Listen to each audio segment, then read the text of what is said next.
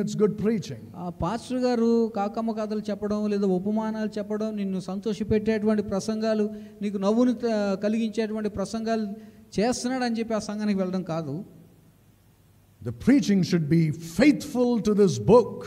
ఆ ప్రసంగం చెప్పబడేటటువంటి ఆ ప్రసంగం అనేది ఈ రాయబడినటువంటి దేవుని లేఖనానికి విధేయత చూపించేదిగా ఉన్నట్లుగా There should be preaching and teaching of God's word in that church. ఖచ్చితంగా ఆ సంఘంలో వాక్య బోధన వాక్య ప్రకటన రెండు ఉండాలి.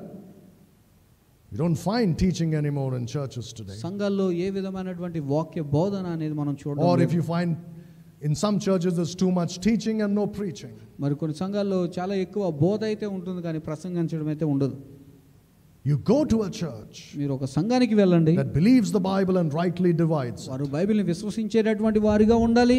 రెండవదిగా సత్యవాక్యాన్ని సరిగా విభజించేటటువంటి వారిగా ఉండాలి. Then everything else will be taken care of. ఆ తర్వాత మిగిలినవన్నీ కూడా శ్రద్ధ చూపించిన And you will see that you'll start bearing fruit in your life. అప్పుడు నిన్ను నీ జీవితాన్ని నువ్వు గమనిస్తావు, నువ్వు ఫలించేటటువంటి క్రైస్తవుడిగా These ఉంటావు. three things. ఈ మూడు విషయాలు ప్రాముఖ్యం. Fellowship with Jesus Christ. ప్రభువైన యేసుక్రీస్తు వారితో సహవాసం కలిగి ఉండడం. The word of God. దేవుని వాక్యము. A good church. మూడవదిగా మంచి సంఘం. Without this you cannot bear fruit. ఈ మూడు లేకుండా నీవు ఫలించే క్రైస్తవునిగా ఉండలేవు. Don't go halfway like many Christians. చాలా మంది క్రైస్తవుల వలె సగం దూరం మాత్రమే వెళ్ళేవారిగా ఉండకూడదు. Judas went halfway and he quit. యూదా సగం దూరమే వెళ్ళి మార్గం మధ్యలో వదిలిపెట్టేశాడు. Demas went halfway and he quit.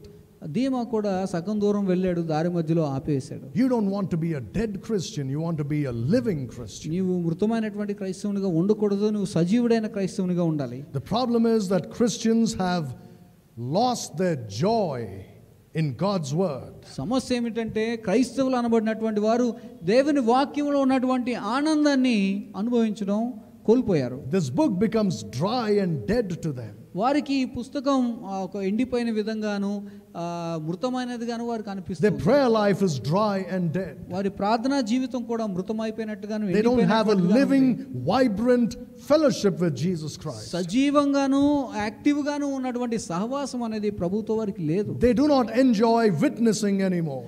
ప్రభు గురించి సాక్ష్యం చెప్పడం అన్నటువంటి విషయాన్ని వారు ఆనందించలేనటువంటి వారిగా They ఉన్నారు. don't love to win souls to Christ anymore. క్రీస్తు కొరకు ఆత్మలు రక్షించడానికి వారు ఏమాత్రం సిద్ధంగా లేరు. They don't do that. వారు ఆ పని చేయరు. And they somehow justify that.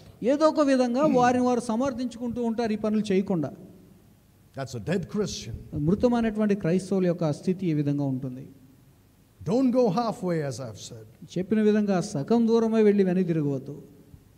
If you put into practice what you hear and what you read in God's word, నువ్వు దేవుని వాక్యంలో ఏమైతే చదువుతున్నావో ఏమైతే వింటున్నావో దాన్ని నువ్వు క్రియాపూర్వకంగా అనుసరించినప్పుడు you will see that you will bear fruit. అప్పుడు నీవు ఫలాలు ఫలిస్తున్నట్లుగా నేను చూస్తావు. Again, let me remind you, the Bible says, "Be ye doers of the word and not hearers only, deceiving yourselves."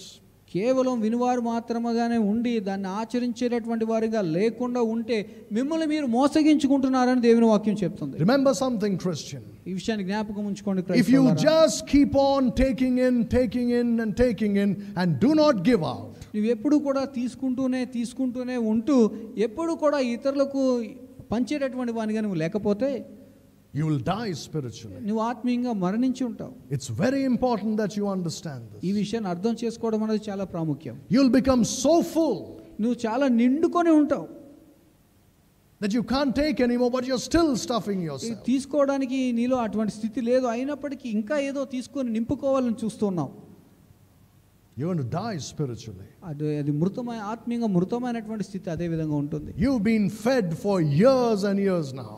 ఇప్పటికీ సంఘాల్లో అనేక సంవత్సరాల పాటు నువ్వు పోషించబడ్డావు, ఇంకా పోషించబడ్డావు. Are you feeding somebody else? మీరు తీసుకున్న దాని ద్వారా మీరు ఇతరులకు ఎవరికైనా ఇతరులను పోషిస్తూ ఉన్నారా? You say, I don't have anybody.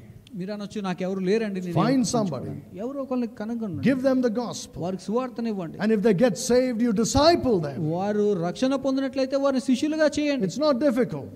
అది కష్టమైన పనేమి కాదు. You give out what you receive. ఏదైతే పొందుకున్నావో దాన్ని ఇవ్వండి. Thank God we don't have the dead spirit of a lost man. నశించిపోయినటువంటి వ్యక్తికి ఉన్నటువంటి నశించిపోయినటువంటి ఆత్మ మనకు లేదు. దాన్ని బట్టి దేవునికి స్తోత్రం. But we have the two natures.